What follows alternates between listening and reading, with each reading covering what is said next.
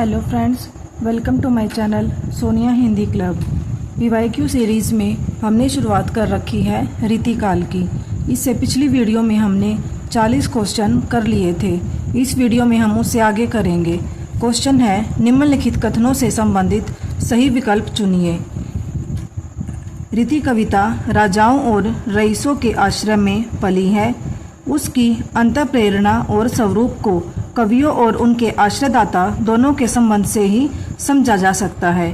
विकल्प दे रखे हैं, ए और ब दोनों सही, ए सही ब गलत, ए गलत ब सही, ए और ब दोनों गलत।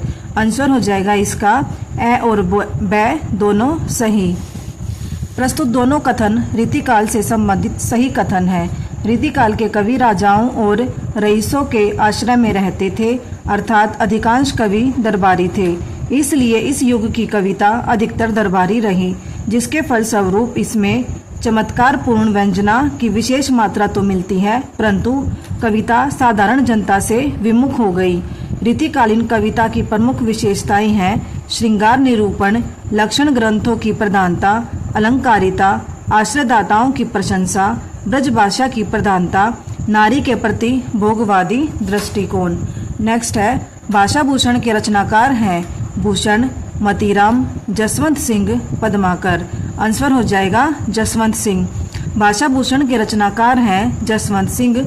जसवंत सिंह का जन्म 1626 ईस्वी में मारवाड़ तथा निधन 1688 ईस्वी में हुआ। इनके रचित ग्रंथों में भाषा भूषण, प्रबोध चंद्रोदय, सिद्धांत सार आदि प्रसिद्ध हैं। यहाँ पर रचनाकार और रचना दे रखी है। भूषण, इनकी रचना है शिवराज भूषण। मतीराम, ललित ललाम और सतसई।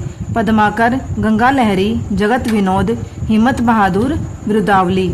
नेक्स्ट है, केशव कठिन काव्य के प्रेत हैं। यह कथन किस आलोचक का है?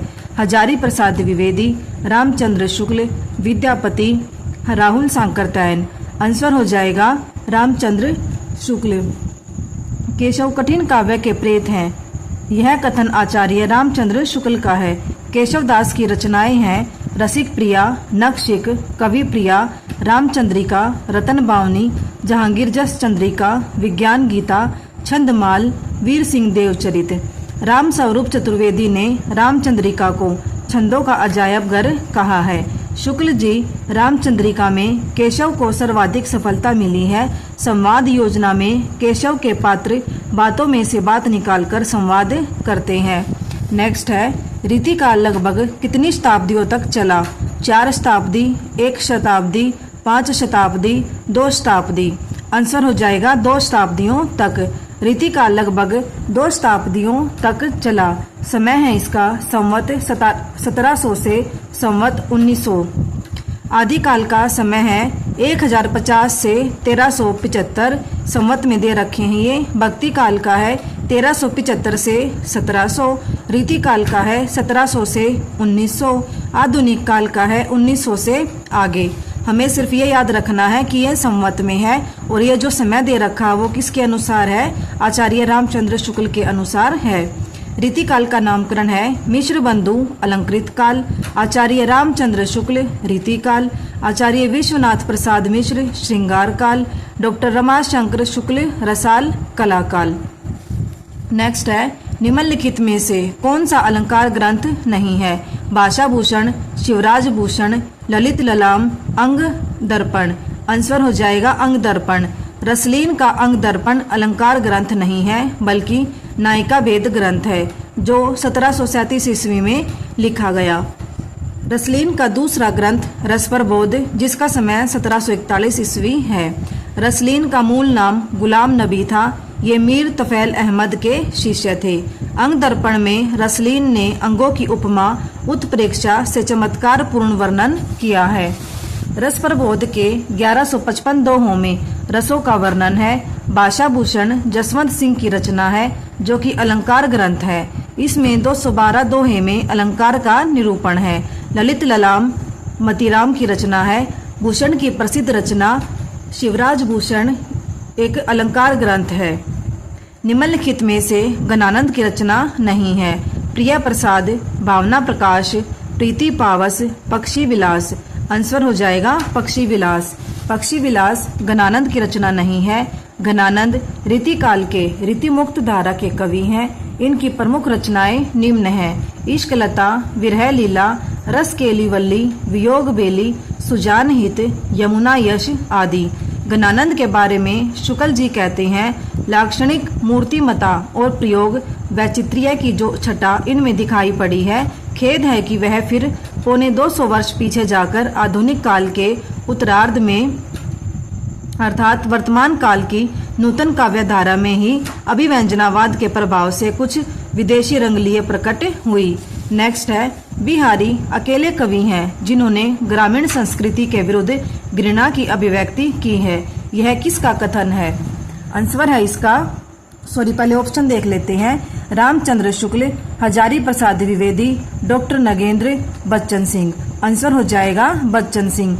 बिहारी अकेले कवि हैं जिन्होंने ग्रामीण संस्कृति के विरुद्ध घृणा की अभिव्यक्ति की है। यह कथन बच्चन सिंह का है। बच्चन सिंह ने अपनी पुस्तक हिंदी साहित्य का दूसरा इतिहास, जिसका समय 1996 ईस्वी है, में लिखा है, बिहारी अकेले कवि हैं जिन्होंने ग्रामीण संस्कृति के विरुद्ध घृणा की अभिव्यक्ति की है। शुक्ल जी बिहारी के बारे में लिखते हैं कि बिहारी का गागर में सागर भरने का जो गुण इतना प्रसिद्ध है, वह बहुत कुछ रूढ़ी की स्थापना से ही संभव हुआ है।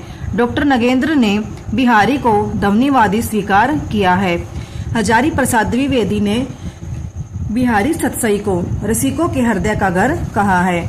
नेक्स्ट है, रीतिकालीन कवि मतीराम द्वारा लिखित ग्रंथ ललित ललाम है, पिंगल ग्रंथ, रस निरूपण ग्रंथ, अलंकार ग्रंथ, इनमें से एक भी नहीं। आंसर हो जाएगा अलंकार ग्रंथ। रीतिकालीन कवि मतीराम द्वारा लिखित ग्रंथ ललित ललाम अलंकार ग्रंथ है। मतीराम के अन्य ग्रंथ फूल मंजरी, लक्षण श्रृंगार, साहित्य सार, रसराज, अलंकार पंचाशिका, सतसई, वृत्त कौमुदी है। नेक्स्ट है, डेल सो बनाए आए मेलत सभा के बीच, लोगन कवित किनो खेल करी जान्यो है।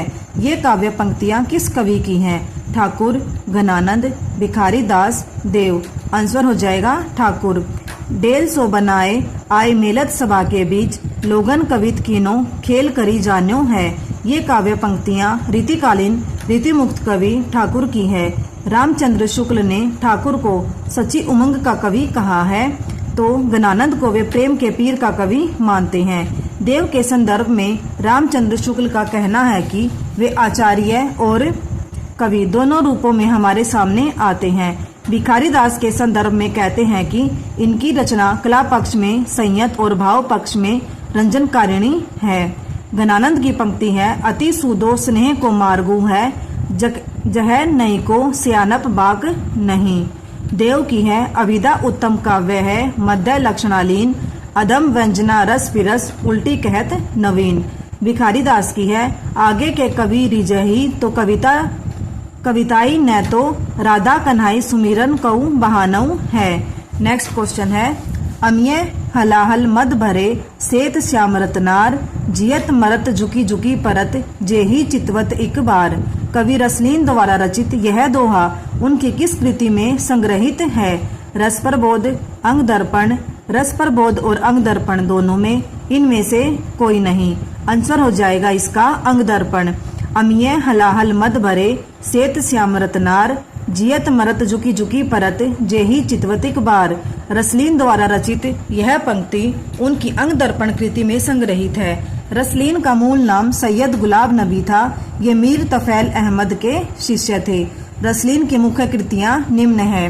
ग्रंथ है इसका अंग दर्पण, वर्ष और विषय निरूपण है 1737 ईस्वी, अंगों का उपमा उत्प्रेक्षा से चमत्कार पूर्ण वर्णन।